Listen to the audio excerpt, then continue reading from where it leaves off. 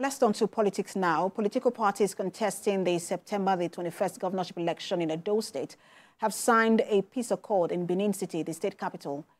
The People's Democratic Party and its candidate, Asue Ighodalo, however, refused to sign the peace accord after the party accused the police of allegedly siding with another political party ahead of the governorship election. During the signing, INEC Chairman Professor Mahmoud Yakubu asked the political parties to shun any act of violence during the election. For us in INEC, at the election management body, I want to assure political parties and candidates that we'll continue to play our part according to the law and best practice as articulated in the clauses of the National Peace Accord. I appeal to political parties and candidates to note that it is not your signatures on the peace document that will guarantee peaceful elections. It is your commitment to its implementation that is critical. For more update on the refusal of PDP to sign the peace accord, PDP spokesman Olu Martins joins me on the news.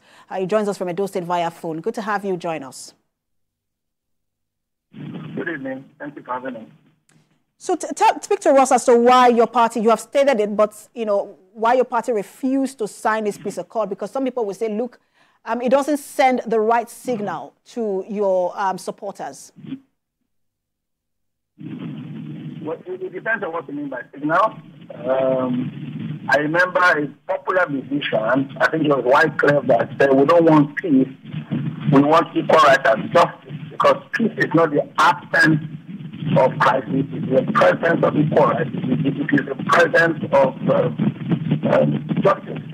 And we don't want a ceremonial peace accord, because all of the indications so far is making it look like this is not a contestation between political parties. It's beginning to look like this is a contestation between political parties in collusion with the Nigerian police. I mean, very recent times, we have also lost confidence in the capacity of independent electoral commissioner in Edo State to run this election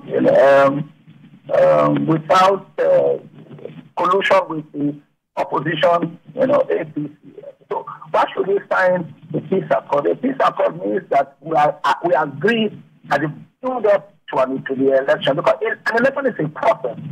You just don't, it's not an answer. There's a process that leads to the answer. It's like a quadratic equation. Before you got to the answer, there's a process. There are stages to it. And all of the stages in this election have not convinced us that the police is willing to whip everybody in life. Do not forget that the responsibility of the police is the protection of life and property. And it doesn't matter whose life, and it doesn't matter whose property.